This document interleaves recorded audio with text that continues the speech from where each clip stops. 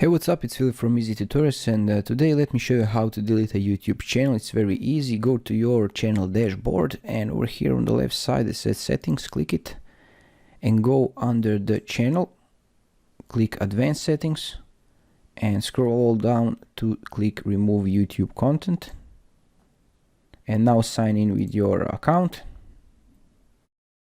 And over here you can choose to hide your content or permanently delete your content. So click it over here, and I want to delete my channel called Quiz Hero. Make sure that this is over here correct, so you don't delete accidentally another channel or content. The following will permanently delete it. Okay, my 2 videos, everything, and just click delete my content. And to confirm it, just type in